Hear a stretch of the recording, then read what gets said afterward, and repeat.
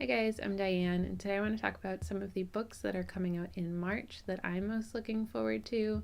I have 5 books to talk about today. This is a mix of fantasy and sci-fi. So without further ado, let's just get right into it. Coming out on March 5th, the first book is The Truth of the Aleke. This is the second book in the Forever Desert series by Moses Osiotomi. And this book is the sequel to The Lies of the Ujingo, but we pick up 500 years after the events of that book. In this story, we are in the City of Truth, and we're following our main character, Osi, who is a junior peacekeeper, which is sort of like the city guard, the militia within the city, basically. And the City of Truth stands now as the only free city within the Forever Desert. We, at the beginning, learn the history of the Forever Desert as it was taught to Osi, as he knows it. And at the beginning of this book, we have Osi going to a ceremony, or he's supposed to be going to a ceremony, which is then attacked by the cult of Tutu, which is a group outside of the city that has been attacking it for many, many years. The leader of this cult finally has a successful attack and steals the God's Eyes, which are the thing that gives the peacekeepers their powers. So Osi steps in to defend his city against this cult, and as such, he's rewarded for his bravery and sent out to face them. He is determined to not only recover the God's Eyes for his city, but also uncover the truth of the aleke and who this person is, what this cult actually wants from them. And we follow him throughout the story, going on his journey of finding out the truth of the world and what his role within it is going to end up being. I really loved The Lies of the Ujingo, so I was very excited when the sequel was officially announced. I think this is a very interesting world, and seeing the main characters' journeys that they go on is very interesting within this world, and I'm definitely going to be looking forward to the third book. Even though we're still waiting the second book, I am really excited to have this whole series and see the whole overall story within this world and how things evolve. Also coming out on March 5th, we have Big Time by Ben H. Winters. This is a sci-fi story in a world where there is a way to steal time from people. You can remove any length of time from a person, from minutes to years, in a procedure similar to removing an organ from you.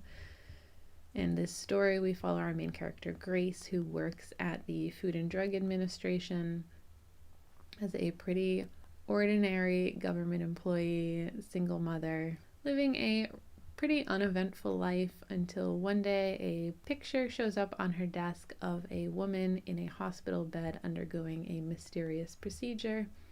And Grace decides, for some reason, she just feels compelled that she needs to find this woman and help her. Simultaneously, we also have a mercenary who has the same intent to find this girl. So Grace now also has to find her before this mercenary does. This is a thriller. I really enjoy sci-fi thrillers. This one has a very strange element with the possibility of having time removed from you. So I'll be interested to see how that aspect comes into play in the story, and to see if Grace succeeds or if something else happens entirely. Then coming out on March 12th, we have A Feather So Black by Lyra Celine. This is a fantasy story set in a world that has lost its magic, and our main character, Fia, is a changeling within this world, and while most people hate her for what she is, the queen has decided that she's going to raise her as her daughter anyway and train her to become a spy. On the other side of the story, we have the princess, Ila, who has been taken by the fair folk into their land, and the gate between them has been locked, and she is cursed to be a swan by day, and she only returns to her real form at night. Eventually, they discover a hidden gate between these worlds, and the queen sends Fia with the prince to go after Ila and try and save her and break this curse.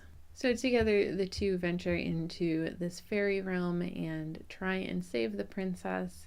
Meanwhile, Fia is also discovering that she has a lot in common with these folk, as she is one of them, and she begins to have very conflicting feelings between the two sides, where her loyalty could potentially lie with the family that raised her, that she knows, and the place where she came from. Sophia starts to uncover things and question things, and she'll have to make a decision to break her sister's curse and go against the place that she came from, or on the other hand, against the woman who raised her. Sounds like it should be an interesting adventure to go on and see how everything plays out. Then on March 19th, we have Song of the Huntress by Lucy Holland. This is a historical fantasy following a main character, Herla, and her people are in trouble of being taken over by the Romans. She goes to ask the king of the other land for help. So she strikes this deal with the king, and then after waiting for him to actually do something, by the time she gets back, she finds that her people are all long dead. However, now Herla has been cursed to wield this sword and be the lord of the hunt, and she ends up riding around for centuries leading immortal warriors and collecting wanderers' souls. And one night she comes across a woman on a bloody battlefield, and this woman is a Saxon queen. Queen Ethelberg has led her warriors into a terrible battle. Things did not go well at all for her, and the court has turned against her because of it. However, the king very much needs her right now because his brother is planning to usurp his throne, and we find out that his bloodline has magic in it that's been long dormant. So she needs to help the king, and Herla and Ethel's lives become intertwined from this point. So together they know that the kings are coming. The king of the other land has plans to come into their world, and Herla as well is still cursed. So we see these two women come together and try and face all of these things that are against them at this point, and hopefully they can work together to stop all of them. This sounds like an interesting story, some court intrigue, some magic. These are women who have clearly seen a lot of battle, but I'm not sure how action-filled this story is actually going to be. But either way, it sounds like an intriguing first book in this series. And the last book I want to talk about, also coming out on March 19th, is Cascade Failure by L.M. Sagas. This is a sci-fi story following a character called Jal, who has been branded a guild deserter but winds up on a guild ship. The ship is run by an AI. The engineer slash medic doesn't really seem to have any distinction between those two job functions. We have a trigger-happy officer on board, and together everyone is just a bit of a ragtag crew, as you tend to have in sci-fi stories. In this world, we have the Trust, which is the corporate power, and they are up against the Union, who would be the working class, and then there is the Guild trying to keep the peace between them.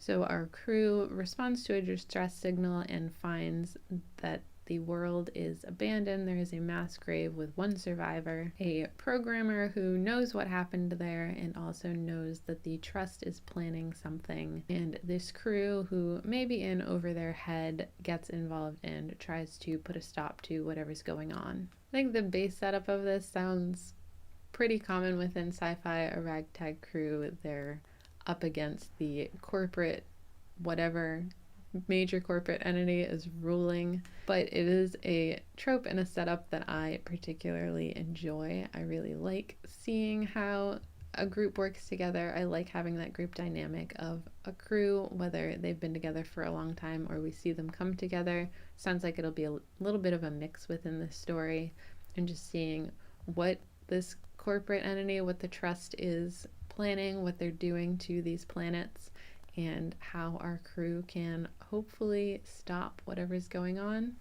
So those are all the books I have my eye on that are coming out in March. Let me know what book you're most anticipating that comes out next month. Otherwise, that's all for me today. Thanks for hanging out with me, and I'll see you next time. Bye.